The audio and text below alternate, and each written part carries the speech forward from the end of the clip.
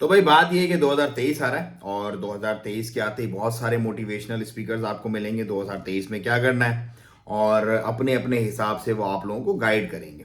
देखो भाई, अगर तो आप बुज़दिल हो ना और आपको कुछ अलग नहीं सुनना तो ये चैनल आपके लिए नहीं, आप यहाँ से भी जा सकते हैं। क्योंकि इसमें वो बातें करूंगा मैं आपसे जो आपकी समझ में आएंगी नहीं, और अगर आपकी समझ छोटी होगी तो आप बिल्कुल ऑफेंडेड हो जाओगे मुझसे, बोलोगे यार ये बंदा क्या बता रहा है। क्यों बताता हूँ मैं ये सारी बातें? क्योंकि देखो, मैं दुनिया घूमता हूँ और मैं दुनिया के जो मामला चल रहे होते हैं ना उनको अपने अंदर समोए हुए और वो मैं आप लोगों में शेयर करता हूँ, जो कि नॉर्मल ट्रेडिशनल जो लोग आप सुनते हैं नॉर्मली उनकी बातों से बिल्कुल अलग होती है।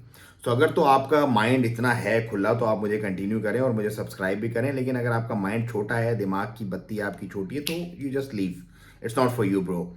सो भाई, मोटिवेशन जो होती है ना एज के हिसाब से होती है। देखो, 18 साल वाले बच्चे की अलग मोटिवेशन होती है।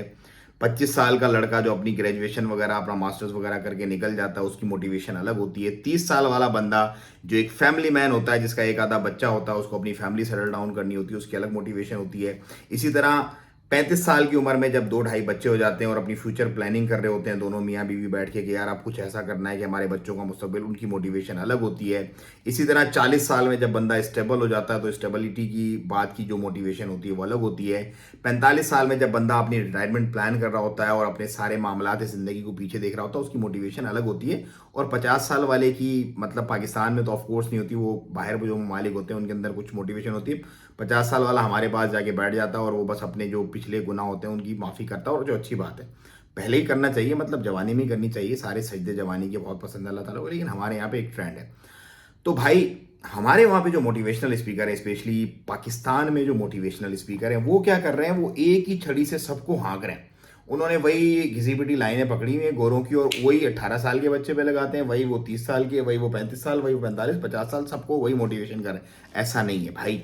देखो, 2023 बहुत बुरा होने वाला है। क्यों बुरा होने वाला है? क्योंकि पूरी दुनिया में रिसेशन चल रहा है और दुनिया जो है वो अपने वर्स्ट फाइनेंशियल जो प्रॉब्लम्स हैं उनमें घिरी रहेगी 2023 में। लेकिन जहां पर भी रिसेशन होता है ना, वहां पर जो ब्राइट माइंडेड लोग होते हैं ना, उनके लिए अपॉर्चुनिटीज होती हैं, उनके लिए पैसा बनाने का एक जरिया होता है। मेरे नज़दीक 2023 मेरे लिए बेस्ट ईयर होगा। क्यों?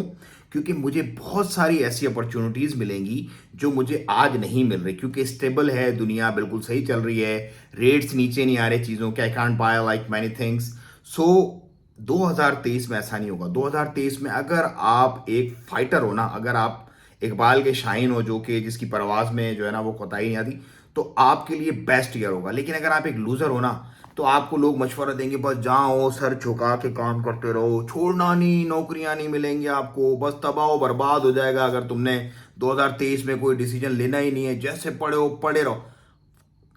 कुछ नहीं करना है ऐसा।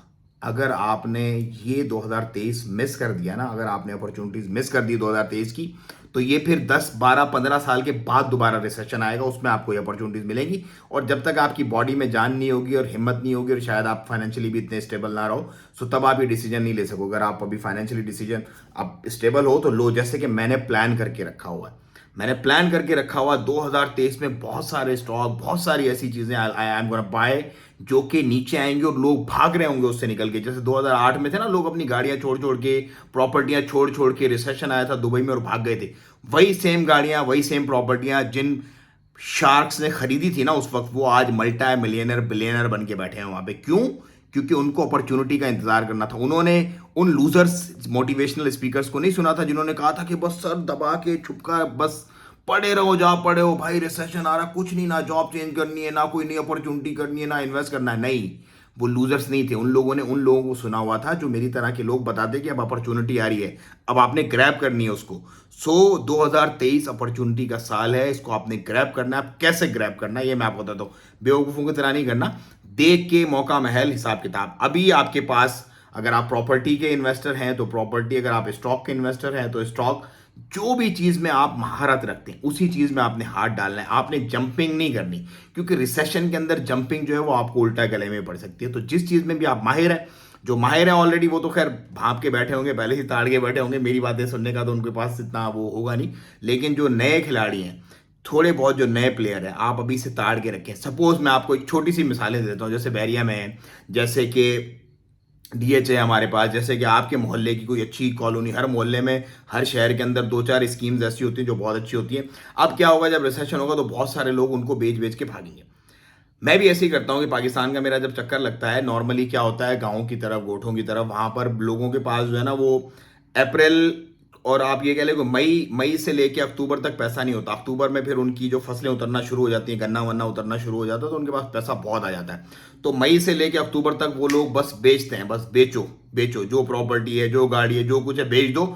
फिर वो लोग बाइंग स्टार्ट करते हैं दोबारा दिसंबर से, क्योंकि उनकी गन्ने की पेमेंट जो है वो मिल से आना शुरू हो जाती है, और दूसरी जो उनकी फसलें वगैरह हैं वो भी उतर जाती हैं। तो फिर वो एक पीक टाइम आ जाता है। तो ये जो 4 से 6 महीने होते हैं ना बीच में, ये पूरा साल रिसेशन चलता है। हर साल ये रिसेशन गाँव के जो शहर, जो गाँव है ना, उनमें चलता है। तो हमें इसका बहुत ज़्यादा बारीक बीनी से आइडिया है।